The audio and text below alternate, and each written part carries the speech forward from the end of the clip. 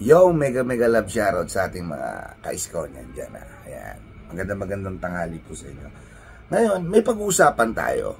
Totoo ba na ang mga vlogger sa kabila o ang kabilang kampo nagbabayad na ng 70K para magkaroon sila ng vlogger na titira at babanat kay Yorme Isko? Diba? Parang ganon.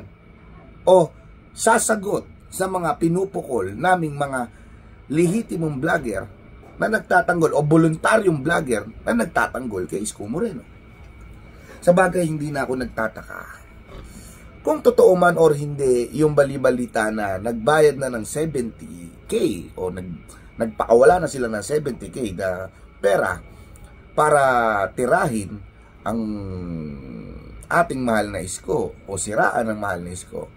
Tulad nga niya, di ba, kagabi, sinampol ko, si Chris Ulo, gumagawa na ng kwento, tinitira na si Isko, sinisiraan at inaangat yung, alam niyo na kung sino yung inaangat niya, kung sino man yung naangat. Bagay, hanggang lang ng pet-pete. Di ba? Hindi na ako magtataka. Kasi alanganin na sila sa survey. Alanganin na sila pag lumalabas si Isko, alanganin na sila kung ano ang nakikita nila, kung paano tanggapin at pakiharapan ng tao ang isang Isko Moreno.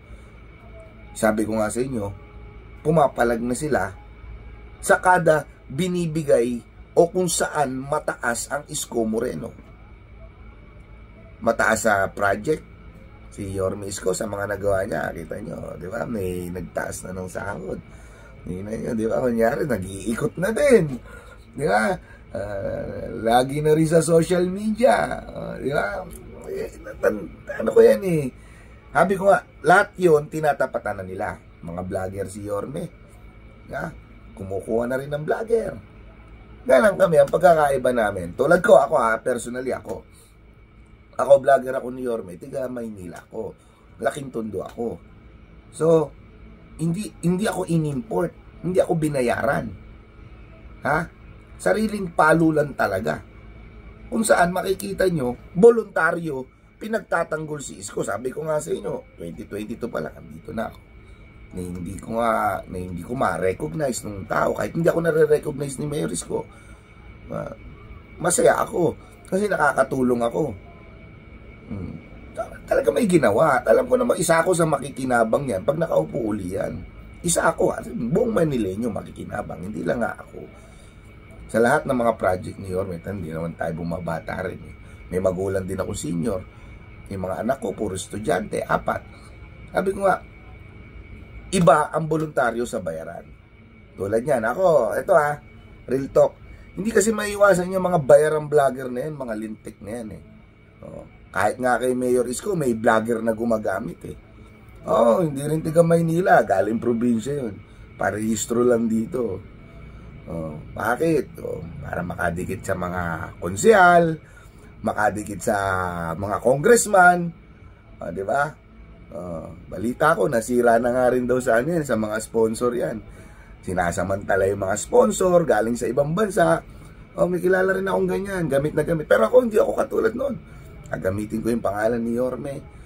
O magpapabayad ako, may pride kami. Kami mga Iskonian, kaming lehitimong tiga Maynila. Lehitimong tiga Tondo.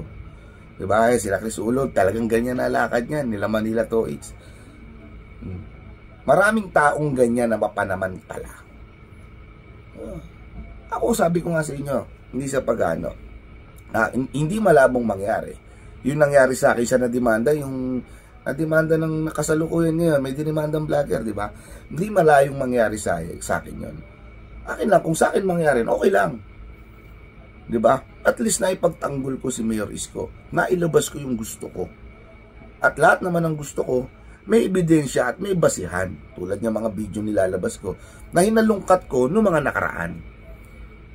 Hindi ako katulad nung ibang mga vlogger na gagamitin si Mayor Isko. Tutusin kami nga parang, sa akin real talk. Dahil nga tagal kong nawala, di ba? Merong kagad tumutalk shit. Hindi maiwasan eh. Di ba? Hindi maiwasan eh. Hindi ko alam. Ako, blinag ko lang naman si Yorme Isko.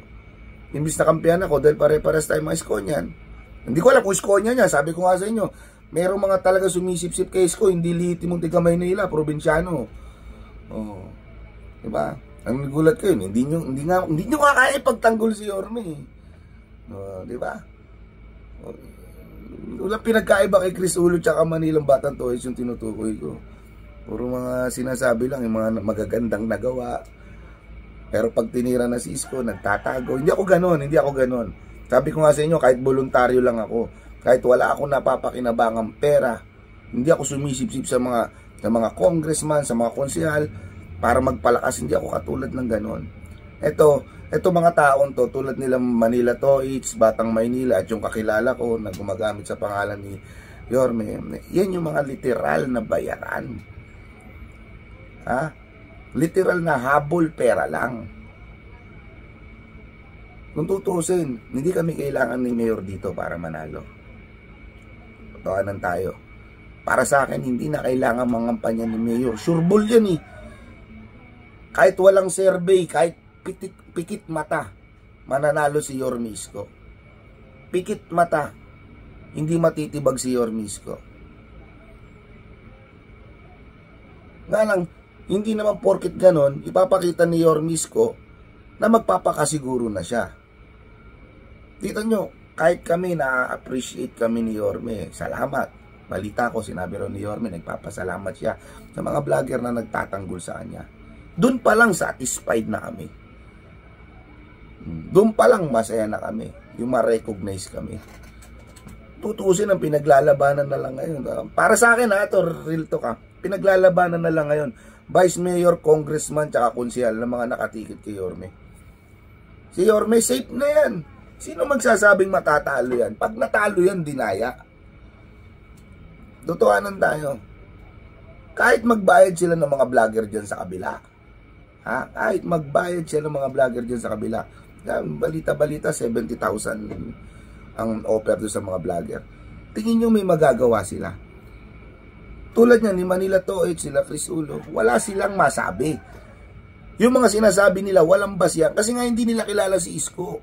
Binayaran lang ba sila para siraan si Isko? Mga gago naman yung mga nagbayad doon sa dalawang gagong yun. Alam mo kung bakit? Binayaran niyo yung tao, hindi niyo binigyan ng script kung ano sasabihin nila. Kaya parang tanga sa vlog nila nanguhula. Mukhang mga timawa. Diba? Hindi, unlike sa amin, kung ano yung sinasabi namin legit, hindi namin kailangan hulaan. Sabi ko nga, nakikita namin kung ano yung trinabaho ni Isko. Dahil tiga rito kami, kalugar niya kami, nararamdaman namin. Kayo ba? Yung sinasabi niyo dyan sa pinagtatanggol yung politiko, hindi na babanggit yung pangalan. Naramdaman nyo ba yung sarap? Hindi nyo nga kayo tiga Maynila, paano nyo mararamdaman? Oo lang kayo ng oo kasi bayad kayo. Pero kung bayad kayo, tiga Maynila kayo, mapapakamot ka na lang. Tangin, ang hirap ipagtanggol nito. Naramdaman ko, gumawa na maganda si Isko, tapos sisiraan ko. Hindi kayo tiga Maynila. Yun lang yun. Kaya dito, huwag po kayo magpa-apekto sa mga bobong vlogger na to. Sabi ko nga sa inyo, etong ginagawa ni Isko para sa akin formality na lang. Panalo na yan eh. Kahit sinong vlogger pa ang bitbitin nila, kahit 1 milyong vlogger pa ang bitbitin nila siraan si Isko, walang maniniwala. Yan ang pakatandaan nyo. Tandaan nyo, nag-iisa lang. Kasi mismo galing sa kalaban yan eh. Nag-iisang mayor na nakagawa ng ganyan sa Maynila, di man sa ating galing yan. So paano nyo tatabunan o paano nyo tatalunin? Diba? Mamaya, abangan nyo. 9:30, baba na tayo dyan.